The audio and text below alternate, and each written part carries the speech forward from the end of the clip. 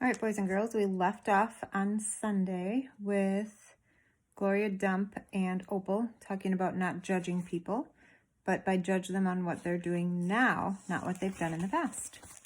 Chapter 15, the Herman W. Block Memorial Library's air conditioning unit didn't work very good, and there was only one fan, and from the minute me and Winn-Dixie got in the library, he hogged it all. He lay right in front of it and wagged his tail and let it blow his fur all around. Some of his fur was pretty loose and blew right off of him like a dandelion puff. I worried about him hogging the fan, and I worried about the fan blowing him bald. But Miss Franny said not to worry about either thing, that Winn-Dixie could hog the fan if he wanted, and she had never in her life seen a dog made bald by a fan. Sometimes when Miss Franny was telling a story, she would have a fit. They were small fits, and they didn't last long. But what happened was she would forget what she was saying. She would just stop and start to shake like a little leaf. And when that happened, Winn-Dixie would get up from the fan and sit right at Miss Fanny Block's side. He would sit up tall, protecting her with his ears standing up straight on his head, like soldiers. And when Miss Fanny stopped shaking and started talking again, Winn-Dixie would lick her hand and lie back down in front of the fan. Whenever Miss Franny had one of her fits, it reminded me of Winn-Dixie in a thunderstorm. There were a lot of thunderstorms that summer, and I got real good at holding on to Winn-Dixie whenever they came. I held on to him and comforted him and whispered to him and rocked him, just the same way he tried to comfort Miss Franny when she had her fits. Only I held on to Winn-Dixie for another reason, too. I held on to him tight so he wouldn't run away. It all made me think about Gloria Dump. I wondered who comforted her when she heard those bottles knocking together, those ghosts chattering about the things she had done wrong. I wanted to comfort Gloria Dump, and I decided that the best way to do that would be to read her a book. Read it to her loud enough to keep the ghosts away. And so I asked Miss Franny. I said, Miss Franny, I've got a grown-up friend whose eyes are going on her, and I would like to read her a book out loud. Do you have any suggestions? Suggestions, Miss Franny said. Yes, ma'am, I have suggestions, of course. I have suggestions. How about Gone with the Wind? What's that about? I asked her. Why, said Miss Franny, it's a wonderful story about the Civil War. The Civil War? I said. Do not tell me you have never heard of the Civil War. Miss Franny Block looked like she was going to faint. She waved her hands in front of her face. I know about the Civil War, I told her. That was the war between the South and the North over slavery. Slavery, yes, said Miss Franny. It was also about states' rights and money. It was a terrible war. My great-grandfather fought in that war. He was just a boy. Your great-grandfather? Yes, ma'am. Litmus W. Block. Now there's a story. Winn-Dixie yawned real big and lay down on his side with a thump and a sigh. I swear he knew that phrase, now there's a story. And he knew it meant we weren't going anywhere real soon. Go ahead and tell it to me, Miss Franny, I said, and I sat down cross-legged next to Winn-Dixie. I pushed him and tried to get him to share the fan, but he pretended he was asleep, and he wouldn't move. I was all settled in and ready for a good story when the door banged and pinch-faced Amanda Wilkinson came in. Winn-Dixie sat up and stared at her. He tried out a smile on her, but she didn't smile back, and so he laid down again. I'm ready for another book, Amanda said, slamming her book down on Miss Franny's desk. Well, said Miss Franny, maybe you wouldn't mind waiting. I'm telling India Opal a story about my great-grandfather. You are, of course, more than welcome to listen. It will just be 1 minute. Amanda sighed, a real big dramatic sigh, and stared past me. She pretended like she wasn't interested, but she was. I could tell. Come sit over here, said Miss Franny. I'll stand, thank you, said Amanda. Suit yourself, Miss Fanny shrugged. Now where was I? Oh, yes, Litmus W. Block. Chapter 16. Litmus W. Block was just a boy when the firing on Fort Sumter occurred, Miss Franny Block said as she started in on her story. Fort Sumter? I said. It was the firing on Fort Sumter that started the war, said Amanda. Okay, I said. I shrugged. Well, Litmus was 14 years old. He was strong and big, but he was still just a boy. His daddy, Artley W. Block, had already enlisted, and Litmus told his mama that he could not stand by and let the South get beat, and so he went to fight too. Miss Franny looked around the library, and then she whispered, Men and boys always want to fight.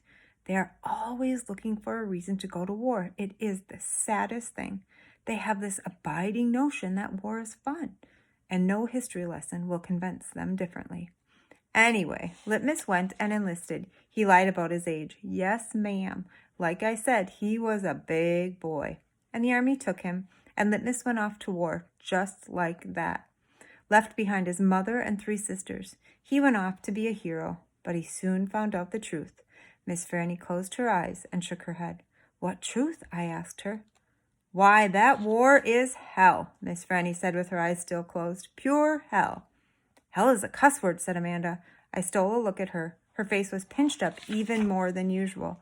War, said Miss Franny with her eyes still closed, should be a cuss word, too.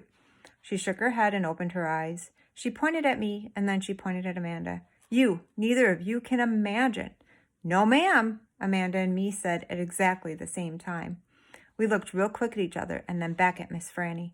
You cannot imagine. Litmus was hungry all the time, and he was covered with all manner of vermin, fleas, and lice.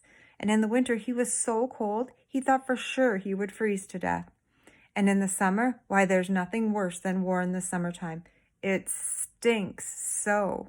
And the only thing that made Litmus forget that he was hungry and hitchy, or hot or cold, was that he was getting shot at. And he got shot at quite a bit, and he was nothing more than a child.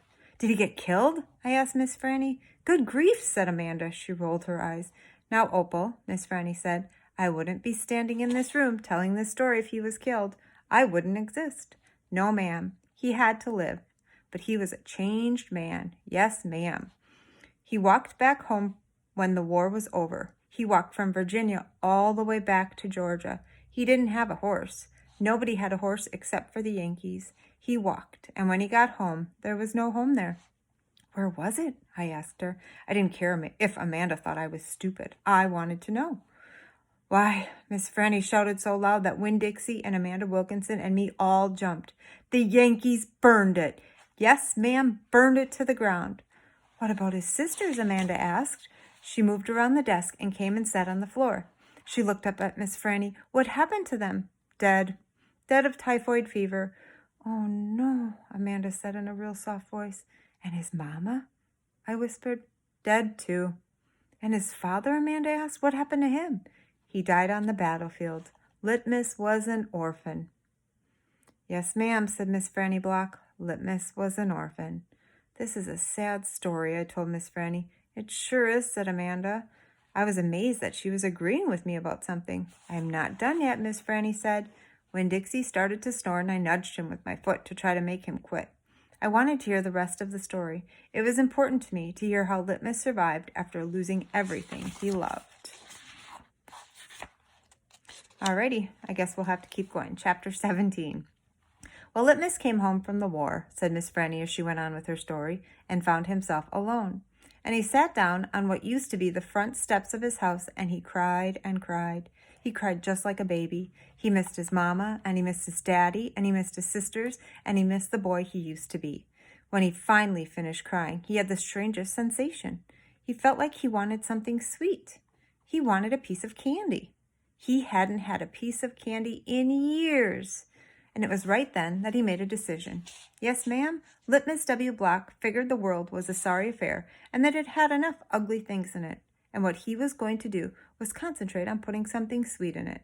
He got up and started walking. He walked all the way to Florida, and the whole time he was walking, he was planning.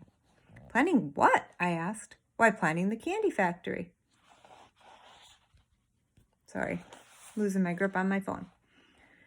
Did he build it? I asked. Of course he did. It's still standing out on Fairville Road. That old building, said Amanda, that big spooky one? It is not spooky, said Miss Franny. It was the birthplace of the family fortune. It was there that my great-grandfather manufactured the Litmus lozenge, a candy that was famous the world over. I never heard of it, said Amanda. Me neither, I said. Well, Miss Franny said, they aren't made anymore. The world, it seems, lost its appetite for Litmus lozenges, but I still happen to have a few. She opened the top drawer of her desk. It was full of candy. She opened the drawer below that. It was full of candy, too. Miss Franny Block's whole desk was full of candy. Would you care for a litmus lozenge? She asked Amanda and me. Yes, please, said Amanda. Sure, I said. Can Winn-Dixie have one too? I have never known a dog that cared for hard candy, said Miss Franny, but he is welcome to try one. Miss Franny gave Amanda one litmus lozenge, and me too. I unwrapped one and held it out to Winn-Dixie. He sat up and sniffed it and wagged his tail and took the candy from between my fingers real gentle. He tried to chew on it, and when that didn't work, he just swallowed the whole thing in one big gulp. Then he wagged his tail at me and lay back down. I ate my litmus lozenge slow. It tasted good. It tasted like root beer and strawberry and something else I didn't have a name for something that made me feel kind of sad. I looked over at Amanda. She was sucking on her candy and thinking hard. Do you like it? Miss Franny asked me. Yes, ma'am, I told her. What about you, Amanda? Do you like the litmus lozenge? Yes, ma'am, she said, but it makes me think of things I feel sad about. I wondered what in the world Amanda Wilkinson had to feel sad about. She wasn't new to town. She had a mama and a daddy. I had seen her with them in church. There's a secret ingredient in there, Miss Franny said. I know, I told her. I can taste it. What is it? Sorrow, Miss Franny said. Not everybody can taste it. Children especially seem to have a hard time knowing it's there. I taste it, I said. Me too, said Amanda. Well then, Miss Franny said, you've probably both had your fair share of sadness. I had to move away from Whatley and leave all my friends, I said. That is one sadness I have had. And Dunlap and Stevie Dewberry are always picking on me. That's another sadness. And the biggest one, my biggest sadness, is that my mama left me when I was small. And I can hardly remember her. I keep hoping I'll get to meet her and tell her some stories. It makes me miss Carson, said Amanda. She sounded like she was going to cry. I have to go. And she got up and almost ran out of the Herman W. Block Memorial Library. Who's Carson? I asked Miss Franny. She shook her head. Sorrow, she said. It is a sorrow-filled world. But how do you put that in a piece of candy? I asked her. How do you get that taste in there? That's the secret, she said. That's why Litmus made a fortune. He manufactured a piece of candy that tasted sweet and sad at the same time.